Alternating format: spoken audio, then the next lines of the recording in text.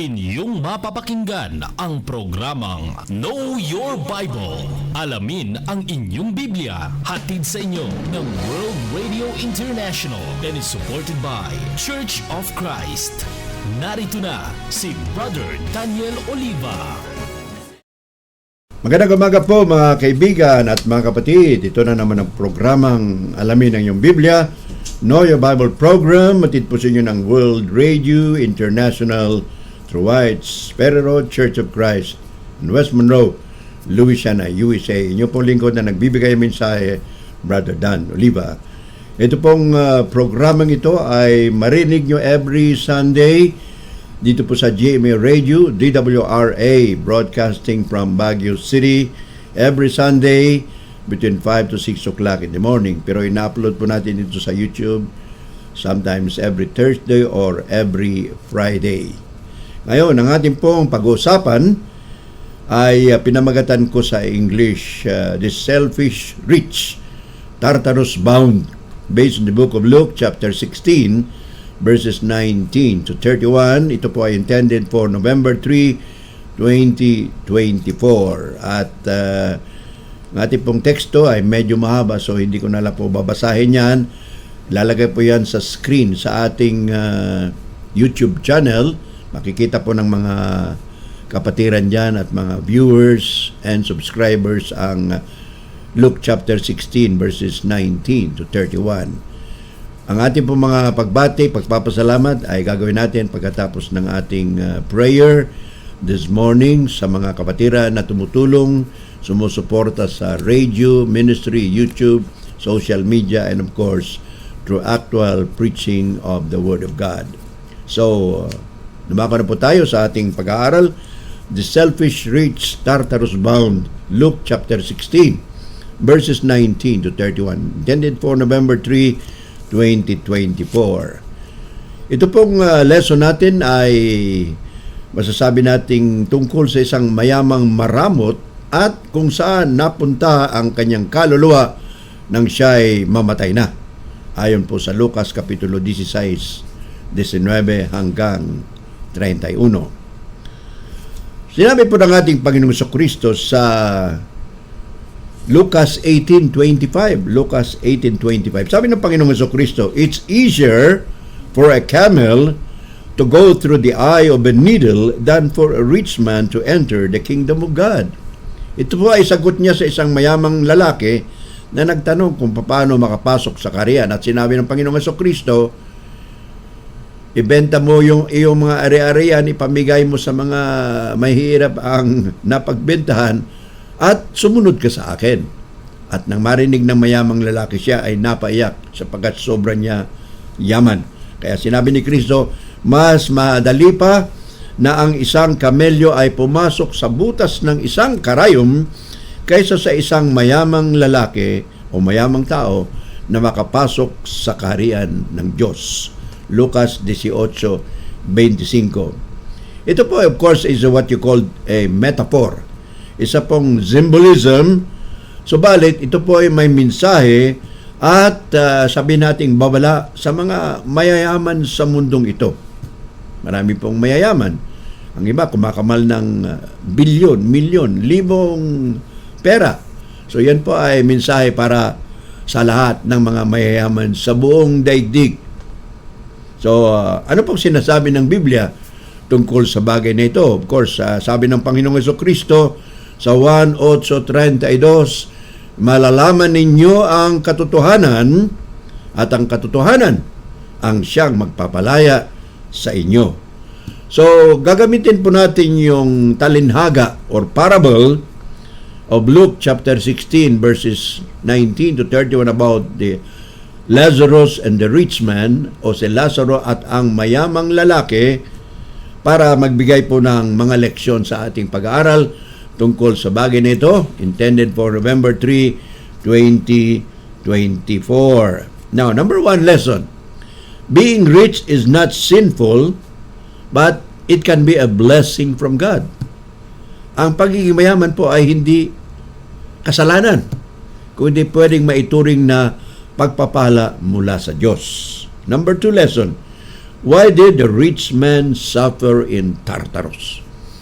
Bakit nang siya'y mamatay na, ang kanyang kaluluwa ay naghihirap at nagdurusa sa puok na tinatawag na Tartaro? Of course, ang general term dito ay Hades, pero yung Hades po nahati sa dalawa. Mayroon tinatawag na bosom of Abraham sa piling ni Abraham, at ang pangalawa ay ang puok ng pagdurusa, at sa salitang Griego ay Tartarus. Number 3 question. What the rich man should do to enter heaven? So, hindi po nagawa ng mayamang lalaki nung panahon ng Panginoong Jesucristo. Subalit sa ngayong kapanahon, marami pa ring mayayaman. Ano ang dapat nilang gawin para sila ay siguradong makapasok sa kaharian ng langit sa kalangitan? Hindi po dito sa lupa. Number 4, the last question. Is there a chance of salvation after death? May kaligtasan pa ba? Spiritual na kaligtasan pagkatapos ng isang tao ay pumanaw na sa mundong ito. Sapagkat marami pa nagtuturo, mayroon daw second chance after death. May pangangalawang pagkakataon pagkatapos na mamatay sa mundong ito. Dumako na po tayo sa ating discussion. Number 1 point that i-discuss po natin. Sana ay nandiyan po kayo. Pwede kayong mag-react, maglagay sa mga comments natin. Hindi po ito live. Nasa YouTube po tayo. So, but you can still make some comments.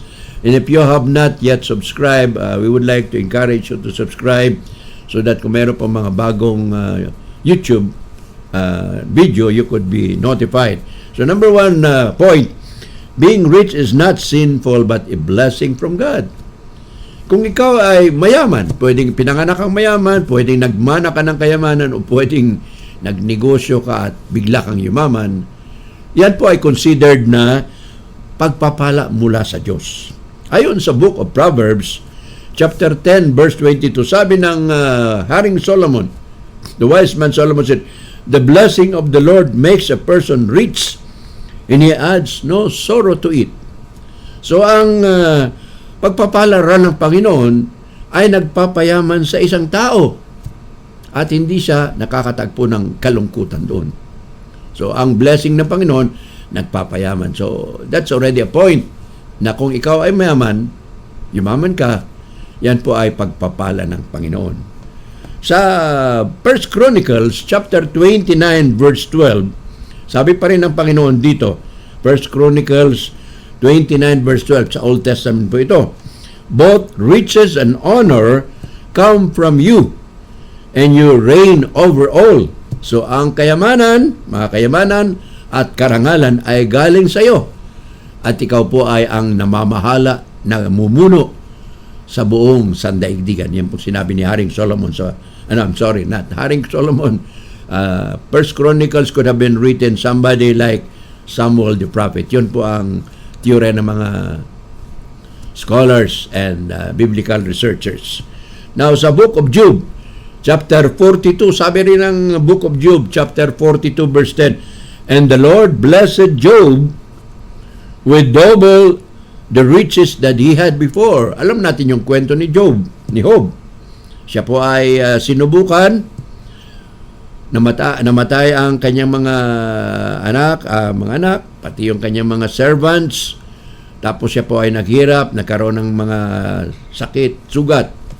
Subalit siya ay naging tapat sa Panginoon.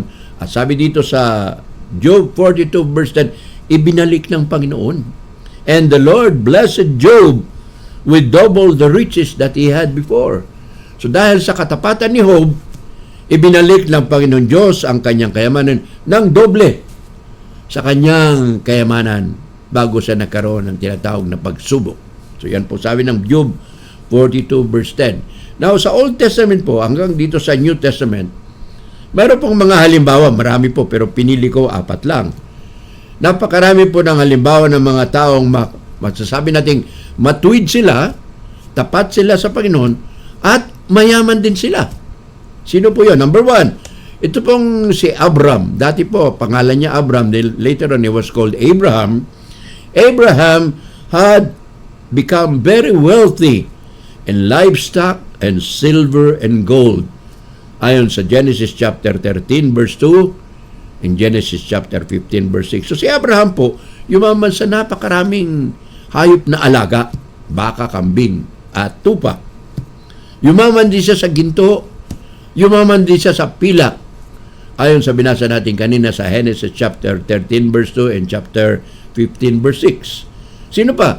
Yung anak ni Abraham na si Isaac, sabi nila, ay naging mayaman din. Ayon sa Genesis 26, 12, and 13, and verse 29, ganun din yumaman si Isaac sapagkat siya naging tapat sa Panginoon, anak siya ni Abraham, at siyempre sinabihan siya ni Abraham kung paanong maging tapat sa Panginoon. At dahil sa kanyang katapatan, siya rin ay binayaan ng kayamanan ng Panginoong Diyos. Now, dumako po tayo sa New Testament. Isa pong tinatawag nating sikreto na tagasunod ni Kristo. Isa pong mayamang lalaki, ang pangalan niya po ay si Joseph of Arimathea, a rich man, even a member of the Sanhedrin. Nung si Kristo na po ay namatay, hiningi niya ang bangkay ng Panginoong Jesucristo kay Pilato, ibinigay sa kanya at inilibing niya ang Panginoon sa kanyang libingan na inukit sa bato. So, pati yung libingan ng Panginoon, hindi pala sa kanya yun. So, Joseph of Arimathea, si Jose na taga Arimathea, miyembro ng Sanhedrin Court, yung tinatawag nating Supreme Court ng Jewish religion, mayamang lalaki, disipulo ni Kristo. Siya po ang naglibing kay Kristo sa kanyang sariling libingan na inuka sa isang malaking bato. Number 4, isa pa ring mayamang lalaki, ang pangalan niya sa Bible ay Joseph of, at tinawag rin siyang Bernabe or Barnabas. Joseph, a son of Levite, isang Levita, mayaman din siya. Binenta niyo ang kanyang bukid doon sa Cyprus at ang napagbentahan ay binigay niya sa mga apostoles. Yung panahon na kasi noon, kailangan ng tulong ng mga miyembro ng Iglesia ng Panginoon doon sa Jerusalem at nagkaroon ng problema sa pagkain sapagkat hindi naman sila taga-roon. Nanggaling sila iba't ibang bansa, napunta rin sila dahil araw ng Pentecostes at sila ay naging tagasunod ni Kristo. Kaya wala po silang hanap buhay, wala silang pera. So nagtulong-tulong yung mga apostoles at isa sa mga nagbigay ng pera na napagbilihan niya ng kanyang bukid sa Cyprus ay si Bernabe. Yan po, mababasa natin sa Gawa Kapitulo 4, 36-37. Book of Acts, chapter 4, verse 36 and 37. Now, ang question po, dito sa ating parable of the rich man and Lazarus, based on the book of Luke 16, 19-31, ang question po dito, ang katanungan ng marami, bakit ang mayaman ay nagdurusa doon sa Tartaros pagkatapos na siya ay mamatay na, ang kanyang kaluluwa ay naroon sa Tartaros o puok ng pagdurusa. Ano ang dahilan? Siya ba ay napunta roon dahil siya ay mayaman? O mayroon pang ibang dahilan kung bakit siya ay napunta sa puok ng pagdurusa? Yan po ang ating sasagutin sa ating leksyon sa umagang ito on the subject, the selfish rich, Tartarus bound. Ang maramot na mayaman ay napunta doon sa puok ng pagdurusa. Was he an evil person who obtained his riches through dishonest gain? Siya ba ay masamang tao na nakuha niya ang kayamanan sa pamamagitan ng masamang pamamaraan? Hindi po sinasabi yan dito sa talinhagang ito. Ano pong problema ng rich man? Wala pong pangalan, basta mayamang lalaki. Siya po ay number 1 na maramot. Nandoon po sa Lazaro, sa kanyang, malapit sa kanyang bahay. Actually, nandun yata sa kanyang tinatawag na dining area. Nandoon si Lazaro, may sakit, may mga sugat, humihingi ng pagkain. Hindi niya man lamang binigyan. Yung kinakain ni Lazaro, yung nahulog lang sa sahig, yung mga mumo, sabi nila, at nakikisalo pa yung mga hayop doon, yung mga aso. At hindi lang yun. Si Lazaro po ay may mga sugat at dinidilaan ng mga aso ang kanyang sugat. So sabi ng ibang scholars and Bible teachers, Ang dahilan kung bakit namatay si Lazaro ay nagkaroon ng infection. Narabis siya, kaya siya namatay. So, hindi po sinasabi doon. Pero may posibilidad na ganoon pangyari dahil siya ay may mga sugat at dinidilaan siya ng mga aso. Hindi ko alam kung aso po ng rich man yon. So, anong gusto ng Panginoong Diyos sa mayayamang mga tao? Hindi lamang sa taong yun ng panahon ni Lazaro, kundi sa mga mayayaman din sa ngayong kapanahonan. God wants the rich to help the poor and the oppressed. Ang ibig ng Diyos, tulungan ng mayayaman ang mga mahirap, pati na rin yung mga sinasabi nilang walang kabuluhan dito sa mundo, yung pag-alagala lang. The oppressed. Sabi sa Book of Proverbs 14:31, if you mistreat the poor, you insult the Creator. Pag minalupitan, pag naging malupit ka sa mga mahirap, parang iniinsulto mo yung ating Panginoon Diyos, ang ating mga likha. Sabi ni Solomon sa Proverbs 14:31. Ano pa? Proverbs 22 verse 9. Sabi pa rin ni Haring Solomon, the generous will themselves be blessed, for they share their food with the poor. Ang mga bukas puso, bukas palad, ang mababait na tao ay bibigyan ng biyaya ng Panginoon kung sila po ay ibabahagi nila ang pagkain sa mga mahirap na tao. In other words, be generous, be kind. Ano pa? Sabi ni Santiago sa James 1:27, Santiago 1:27, pure religion and undefiled before God is to visit the orphans and the widows in their affliction. Ang dalisay at tunay na reliyon, sabi ni Santiago na kapatid ng Panginoon sa harap ng Diyos, tulungan mo ang mga naulila, pati na rin ang mga nabiyuda. Bakit tulungan yung mga ulila? Siyempre ulila, walang tatay, walang nanay. Bakit tutulungan ang mga biyuda? Sapagkat ang mga biyuda po, kalimitan ng panahon na yon ay walang hanap buhay. Umaasa lang po sa kanilang mga asawa. Pero sa ngayong kapanahonan, hindi na po totoo yan. Marunong na po maghanap buhay ang mga biyuda. Pero kung Christian na biyuda at walang hanap buhay, sinasabi ni Santiago, tulungan daw ng iglesia ang mga naulila, mga biyuda na sa kanilang kahirapan o kapigatian. Ano pa sabi ng Panginoong Jesucristo? Sa Matthew 25 verse 45, sa tinatawag nating scene of the judgment, nahati ang tao sa dalawa, sa left and the right. Yung nasa left side, yun yung tinatawag ng mga kambing, spiritual kambing na hindi tumulong sa kanilang kapwa. Anong sabi ni Kristo?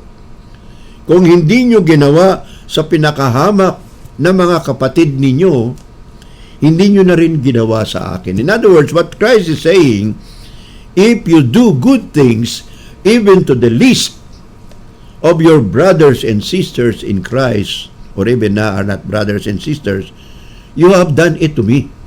Pag ginawa daw natin sa mga mahihirap, sa mga hamak na tao dito sa mundo, tinulungan natin sila sa kanilang paghihirap, ginawa na rin daw natin sa ating Panginoong Jesucristo. Salita ng Panginoon mismo yan sa Matthew 25 verse 45. Now, si Lucas, may sinabi po dito sa Luke 26:24 to 25. Meron siyang parang babala sa mayayaman. Woe to you who are rich, for you have already received your reward. Sa aba ninyo at kaawawa naman kayong mga mayayaman, sapagkat natanggap na ninyo ang inyong gantimpala dito sa mundo. Woe unto you who are well fed now, for you will go hungry. Busog na busog kayo ngayong kapanahunan, subalit kayo ay salat sa spiritual na kapusugan. And number 3, woe unto you who are laughing now, for you will mourn and weep. Sa aba ninyo na siya tawa ng tawa kayo ngayon, subalit sa darating na kapanahunan, spiritually speaking, kayo rin ay malulungkot at maghihirap. Yun po sabi ni Lucas, Kapitulo 6, 24, 25. Pangatlo pong punto sa ating leksyon, na pinamagatan kong The Selfish Rich Bound to Tartarus. Ang mayamang lalaki at mayamang maramot, saan po siya pumunta? Sa tinatawag nating puok ng pagdurusa. Third point, sana nandiyan pa rin kayo mga kaibigan at mga kapatid, nakikinig at nanonood sa ating video. Kung meron pa kayong reactions, please comment later on and make questions also. Number 3 rather. Third question, ito po pinaka-importante. What the rich should do to enter the kingdom of God. Mayaman ka man, ano ang gagawin mo para makapasok ka sa kaharian ng Diyos? Yung kaharian ng Diyos po, hindi lang yung iglesia dito sa lupa. We are referring to the kingdom of God in heaven. Pagkatapos ng buhay na ito, saan pupunta yung kaluluwa? Sapagkat ang tao po may katawang pisikal, yun po ang inililibing. Yung espiritu natin ayon sa Ecclesiastes 9:7 or chapter 12 verse 7 ay pupunta po sa Panginoon. All spirits return to God. Yung kaluluwa po, yun yung pupunta sa tuok ng pagdurusa or paraiso or piling ni Abraham. The temporary place for the righteous dead is in paradise or the bosom of Abraham, sa piling ni Abraham. Yun po sinasabi dito sa Lucas chapter 16 verse 19 to 31. Now, number 1, please remember that God does not show partiality. Ano sabi ni sa Acts chapter 10 verse 34? Sabi ni Apostle Peter, God does not show partiality, for He wants to save both the rich and the poor. Ang Diyos po ay hindi nagtatangi ng tao. Mayaman ka man o mahirap, ibig ng Diyos na lahat ng tao ay maligtas. Please remember that, brothers and sisters.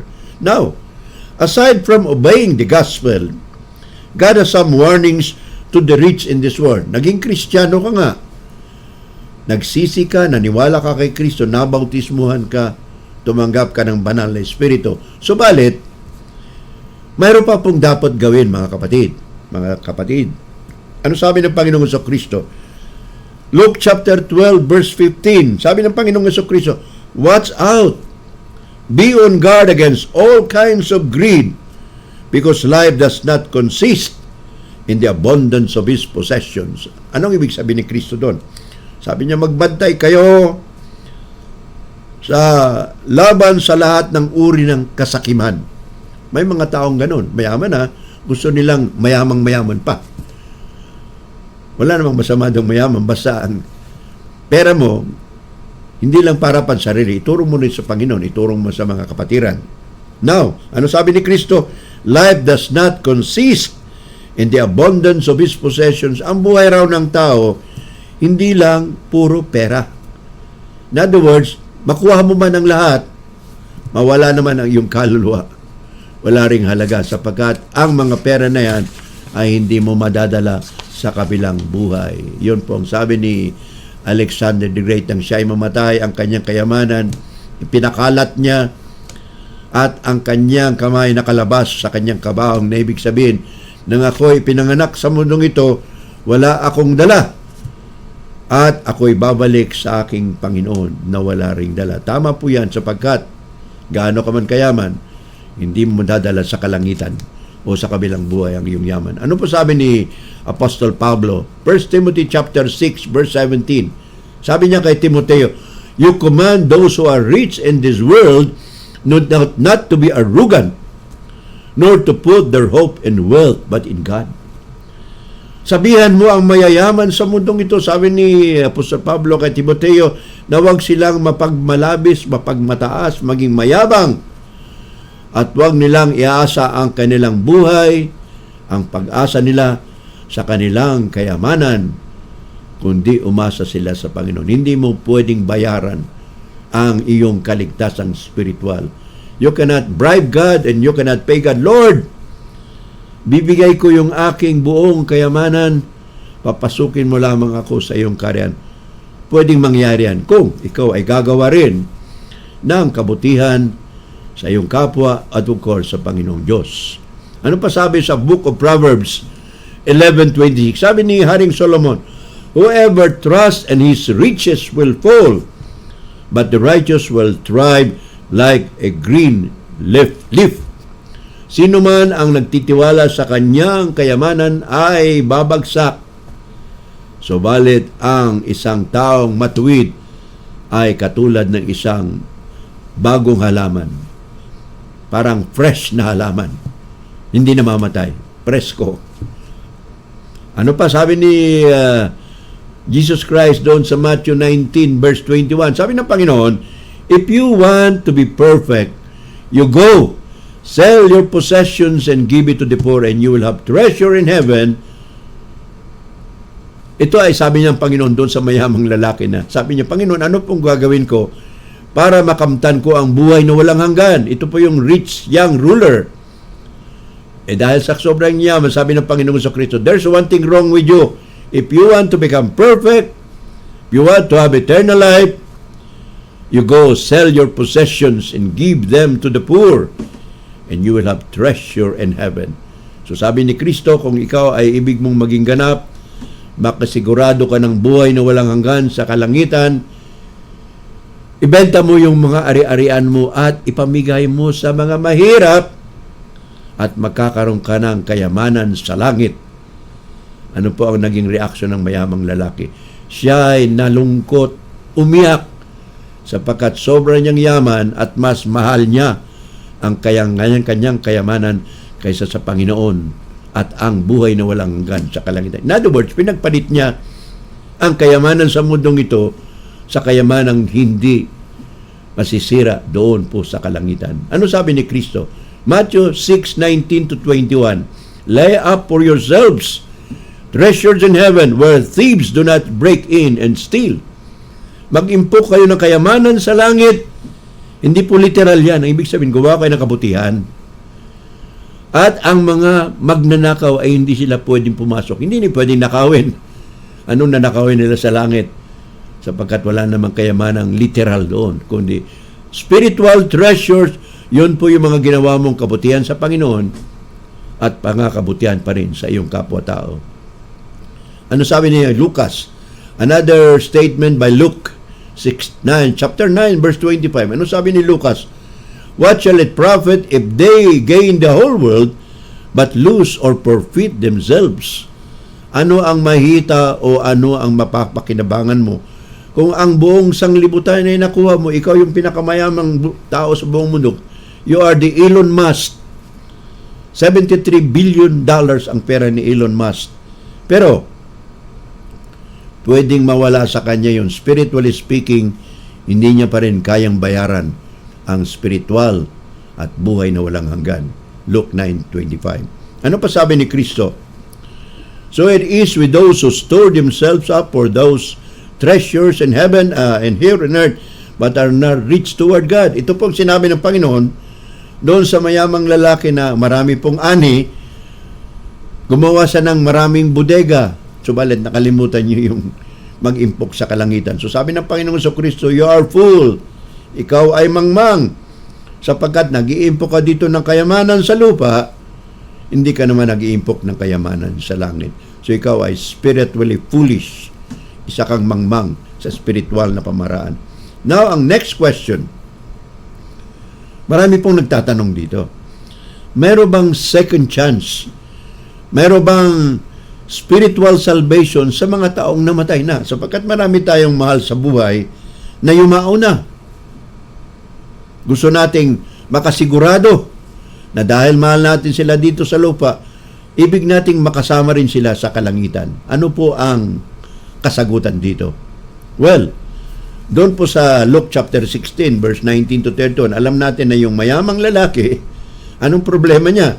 Hindi dahil sa mayaman. Ang problema niya ay naging maramot siya sa isang taong mahirap, may sakit, at humingi ng kahit konting pagkain. Yung mumunga bumabagsak mula sa kanyang lamesa. Hindi niya tinulungan. Now, let's go. Ano sabi ng Biblia? Hebrew 9:27. It is appointed for man once to die and after that the judgment. Ito po dapat nating alalahanin, mga kapatid. Itinakda ng Diyos na minsan lamang mamatay ang tao. Hindi po maraming beses na mamamatay. Mayroong nagtuturo yung tinatawag na transmigration of the soul. Ang kaluluwa daw nalilipat sa ibang katawan. Yung po na tinatawag nilang transmigration of the soul or reincarnation. Hindi po totoo yan. That's a false teaching. Sabi ng Biblia, Hebrew 9:27, for it is appointed for man once to die and after that judgment na po yun. Pag tayo namatay na, paghukom na po yun. Wala nang second chance na sinasabi dito sa Hebrew 9:27. This passage says that judgment occurs after death. Paghukom na pagkatapos ng kamatayan. Ano pa? There is no therefore second chance of salvation after death. Wala pong sinasabi ang Biblia na may second chance. Walang sinasabi ang Biblia na may purgatorio, na pwede ka dong maglinis, sapagkat may kasabihan, magdungis ka na magdungis sa purgatorio o sa langit ka nang maglinis. Hindi po totoo yan. That is a false statement. Na ano sabi ni Kristo sa Marcos 16:16? Ito po, napakaganda po mga kaibigan at mga kapatid. Very clear. Sabi ni Kristo, ang nananampalataya, ang sumasampalataya at nababautismuhan ay maliligtas. Simple lang. Sumampalataya kay Kristo, pagsisihan mo yung mga kasalanan mo, sundin mo si Kristo, magpabautismo ka. Hindi po yung tubig ang nagliligtas, kundi yung katawan ni Kristo, yung kanyang dugo, ang buhay na binigay sa atin. Pero sabi ni Kristo, ang hindi sumasampalataya, kahit buhay pa siya ay parurusahan na. Nakatakda na yung kaparusahan sa mga taong hindi sumasampalataya. Totoo ba yan? Sinabi ni Kristo sa Marcos 16:16. Totoo po yan, sapagkat sinasabi dito sa Hebrew 11:26, it is impossible to please God without faith. Hindi ka pwedeng makapagbigay ng kasiyahan sa Panginoon kung wala kang pananampalataya kay Kristo.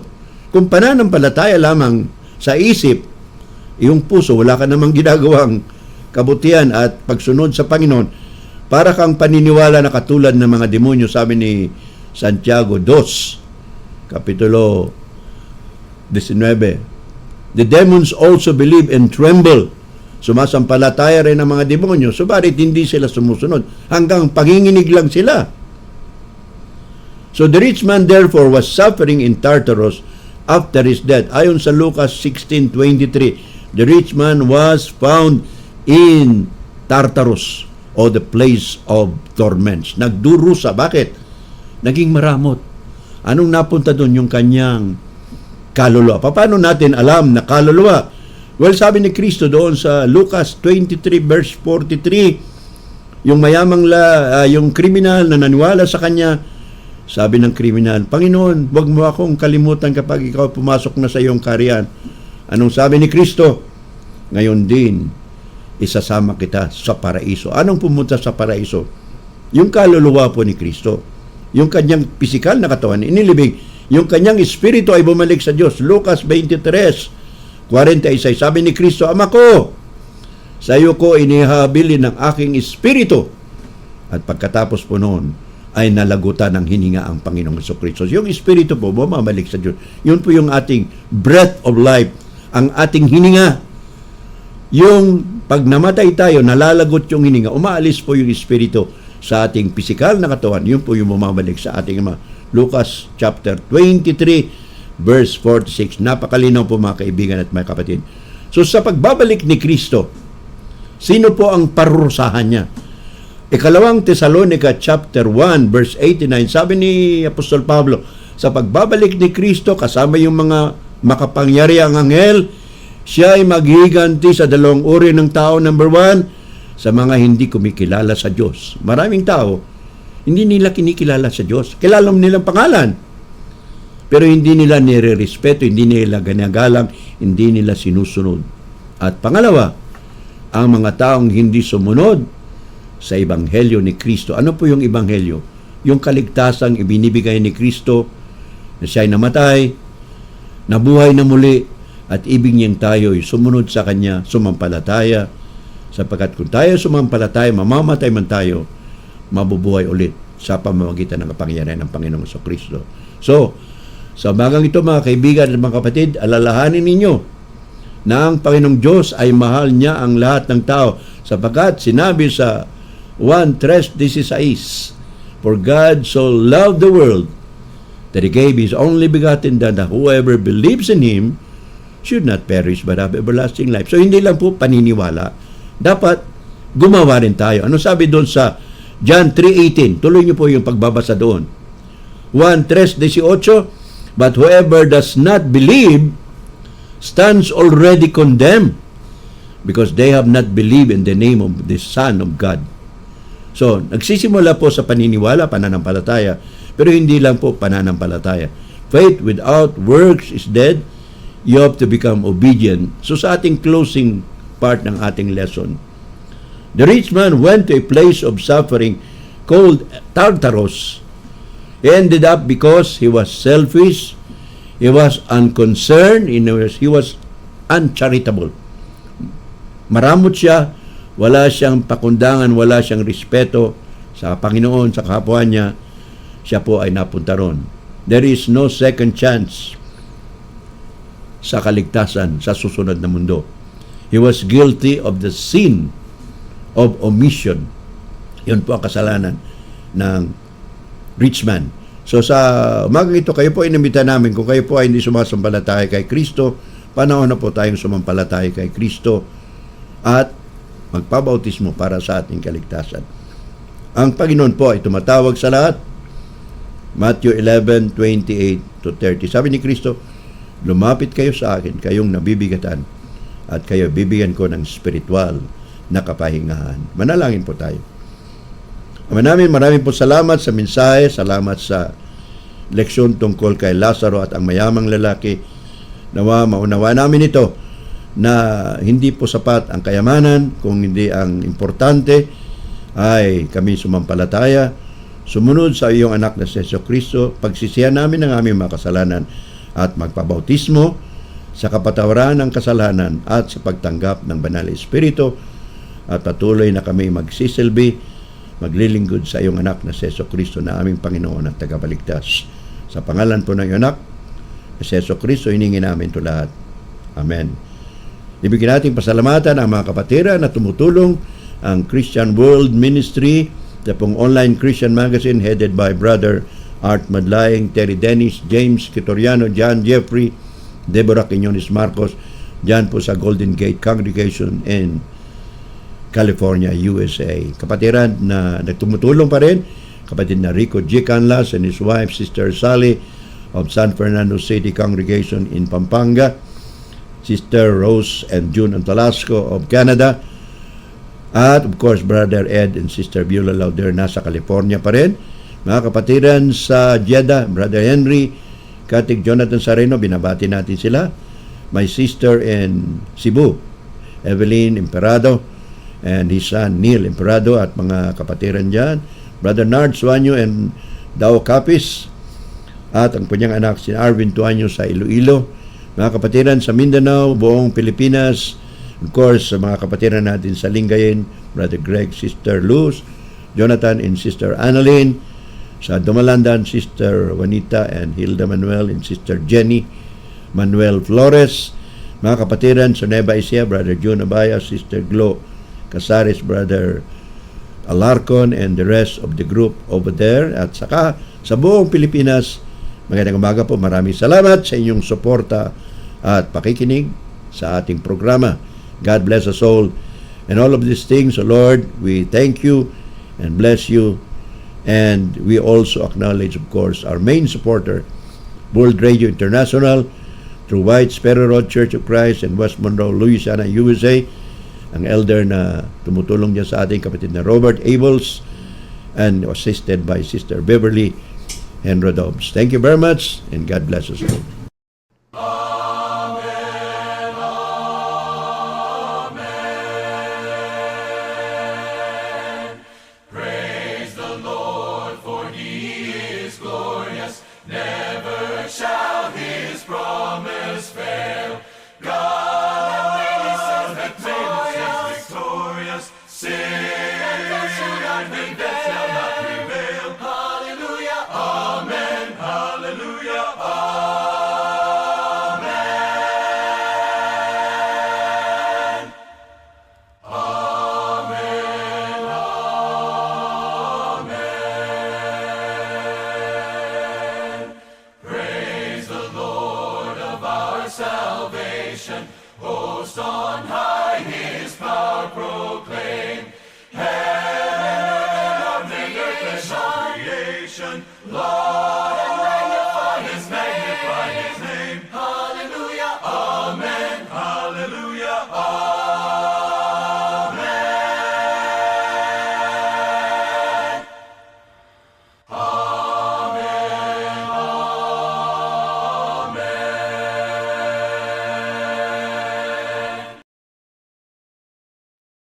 Inyong napakinggan ang programang Know Your Bible.